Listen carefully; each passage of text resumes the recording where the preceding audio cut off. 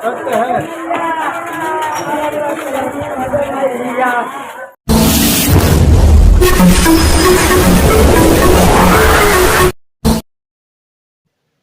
M नफीस रशीद, आप देख रहे हैं भारत न्यूज़ 247। अब से कुछ दिन पहले, महीनों नहीं कुछ दिन पहले हमने एक खबर दिखाई थी भारत न्यूज़ 247 पर कि एक मजदूर की दुकान सील की जा रही है। कुछ दिन के बाद में मुझे खबर मिलती है दुकान सील कर दी गई है। एक वकील की शिकायत थी कि इस दुकान के कारण यानी कि प्रदूषण फैलता है। पूरा माजरा ये था कि पूर्वी दिल्ली का कोटला गांव एक इंडस्ट्रियल क्षेत्र है। वहां पर एक मजदूर यानी कि जितेंद्र नामक व्यक्ति दुकान चलाता था कुछ लड़कों को लेकर। दुकान थी वेल्डिंग की, वेल्डिंग वगैरह का काम ये लोग साइट पे जाकर करते थे। अगर थोड़ा बहुत काम की जरूरत पड़ती थी तो अपनी दुकान पे कर लिया करते थे।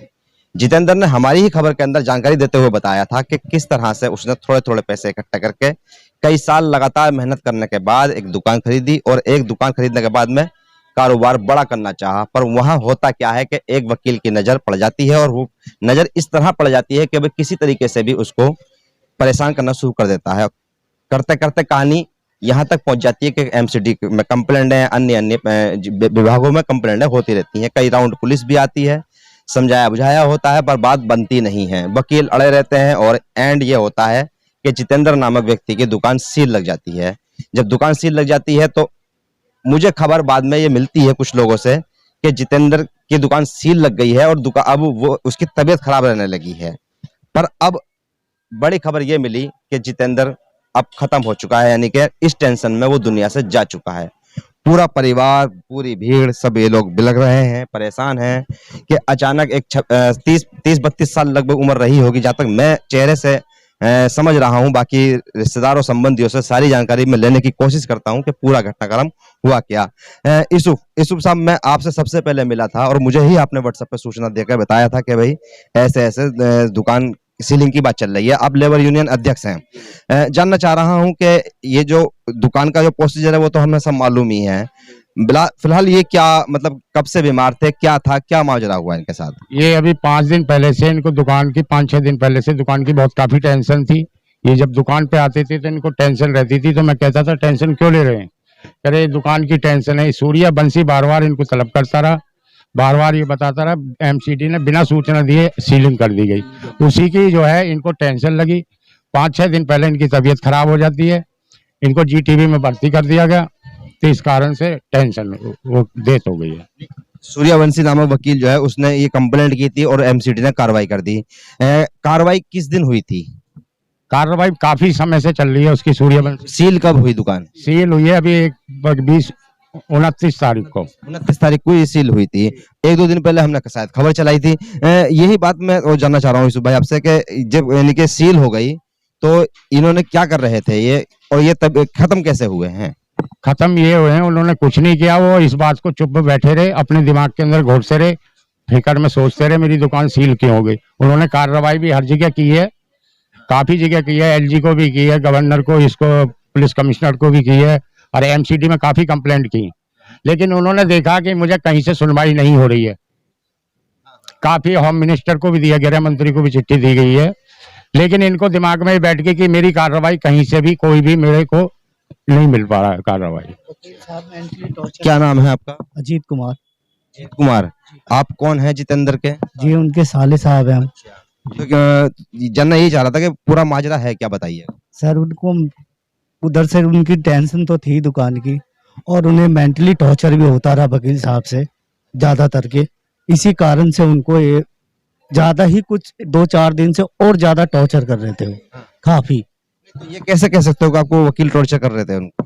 क्योंकि यहाँ पे आके उन्होंने मीडिया में भी पहले से भी बयान दे रखा, वो डेथ होने से उनकी पहले भी बयान दे रखा, और घर पे भी आके वो बताते थे। अच्छा। कि जी हमारे साथ में ऐसा ऐसा हो रहा है। इन मुद्दों पे बात होती थी? जी बिल्कुल होती थी। अच्छा। आपने आप साले हैं जितेंद्र के, तो आपने अपनी बहन से ही बात की होगी, बहन ने क्या बोला, कुछ बताया? और हाँ जी, उन्होंने भी बताया था कि ऐसी ऐसी बात हो रही है भैया, कि वो मेंटली टॉर्चर भी कर रहे हैं इनको, कि आप कितने भी जोर लगा लो, कुछ भी कर लो, ये दुकान आपकी खुल नहीं सकती है, चाहे कुछ भी कर लो आप। जो मैं वकील हूँ, तुम क्या आप एक मामूली आदमी हो, आप कुछ नहीं कर सकते हो, कर लो जितना तुम्हारी ताकत लग सकती है कर लो। फिर भी एक और जानकारी लेनी चाहिए थी, जैसे कि भाई वकील का आप जिक्र कर रहे हो और क्या कहते हैं टॉर्चर का जिक्र कर रहे हो, इसकी शिकायत कोई लिखित में की आपने? नहीं सर, हमने लिखत में नहीं करी, क्योंकि वो 2-3 दिन पहले ही इस कारण ही, मेंटली टॉर्चर के कारण ही हम करने ही जा रहे थे कि वो बीमार पड़ गए। इस हालत में वो हो गए कि हम 5 दिन से जीटीबी हॉस्पिटल में उनको लेके एडमिट वहां पे हैं, 5 दिन से अंदर।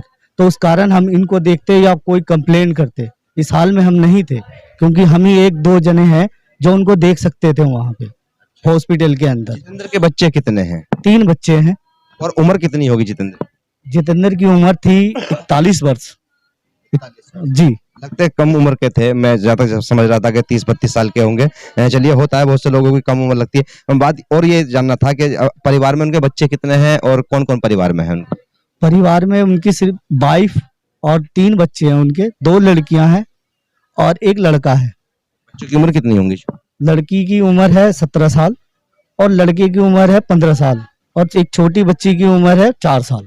ये एक बड़ी दुखद घटना है जो कि एक 40-41 साल का व्यक्ति यानी कि खत्म हो जाता है सिर्फ इस टेंशन के अंदर के उसकी दुकान सील कर दी गई।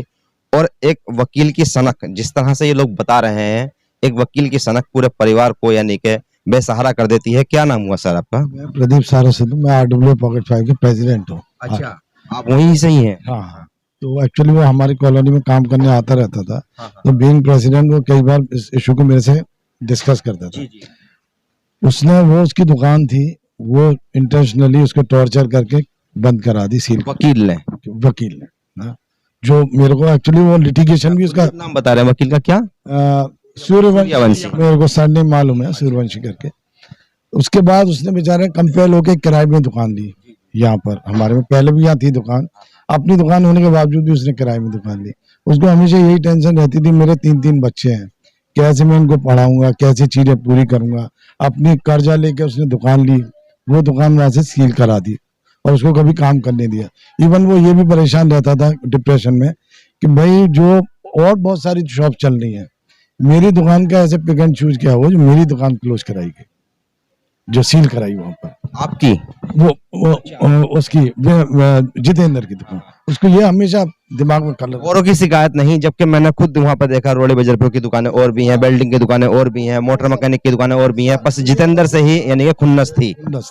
ताकि ये किसी भी तरीके से यहाँ से दुकान छोड़ के, वो ये कहता था ये लोग चाहते हैं दुकान छोड़ जाए, कब्जा हम ही लोग कर लें। यानी कि वकील जीत गए, वकील जितेंद्र की जिंदगी में भी जीत गया। मैंने उसको कहा भाई तू छोड़ दे वेल्डिंग का काम, कोई दूसरा काम कर लो। कह रहे सर वो दुकान खुलने ही नहीं देंगे, मैं बिल्कुल निराश हो चुका हूँ, मैं बचूंगा भी नहीं। ये भी वो बोलता था कि मेरा किसी दिन कुछ ना कुछ हो जाएगा, वही हुआ उसका। ये शब्द हम दोबारा से चला रहे हैं पुरानी वीडियो के, जो कि हमने भारत न्यूज़ 24/7 पर दिखाई थी, वो दोबारा से आपके सामने फिर वीडियो आ रही है। देखिएगा जरा जितेंद्र क्या कह रहे हैं। ये नोटिस ही है जी, ऊपर हमारी दुकान के ऊपर एक वकील साहब रहते हैं, वो हमें कहते हैं कि ये तुझे नहीं पता, मेरे सारे अफसर जान पहचान के एनजीटी एमसीडी सारे मेरे अंडर में चलती है, आपको पता नहीं है कि आप किससे वो कर रहे हो, मैं आपको मेहनत मजदूरी नहीं करने दूंगा, आपका काम हम बंद करवा दूंगा। मेरे को डेली कोई ना कोई नोटिस झूठे फर्जी केस में फंसाने की बात करते हैं। नहीं आया जी मेरे पास, कोई नहीं आया आज तक के, कोई भी नहीं आया जी, कोई भी नहीं आया मेरे पास। कोई लड़ाई झगड़ा हुआ? नहीं, मैं तो बोलता नहीं जी, मैं तो बहुत सीधा आदमी हूं, मैं तो किसी से बात ही नहीं करता, कुछ भी नहीं कहता हूँ मैं तो जी। ऐसी क्या परेशानी है आपको? मुझे नहीं पता सर क्या परेशानी है उनको। वो कहते हैं कि जी मैं तो आपका काम बंद कराना है मेरे को, बस मुझे तो ये कहना। वो मेरे को ये बोलते हैं कि मैं तेरा काम बंद कराना, तू जो मर्जी जिस मर्जी के पास चला जा, मैं तेरा काम बंद करवा के छोड़ूंगा जो है। वजह क्या है इस?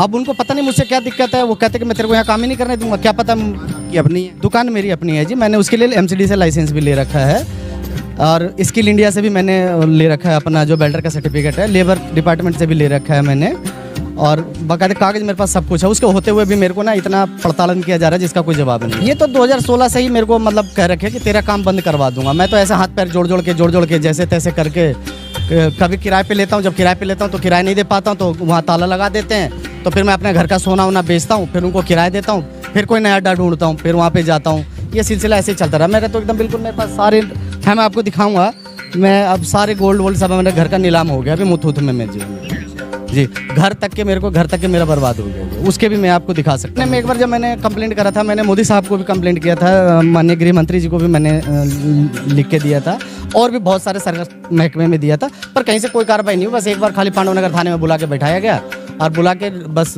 वहीं ख़त्म कर दिया, उसके बाद कोई कार्रवाई नहीं हुई। आपने ये सुना जितेंद्र क्या कह रहे हैं। जितेंद्र इस वीडियो में भी वही कह रहे हैं जो सज्जन कह रहे हैं कि मैं जान से चला जाऊंगा अगर मेरी दुकान की सील नहीं खुली।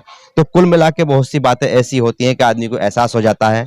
आज मैं ये कह सकता हूं कि एक वकील की जिद जीत गई और जिंदगी से जितेंद्र हार गया। मैं एम नफीस रशीद, आप देख रहे थे भारत न्यूज 247।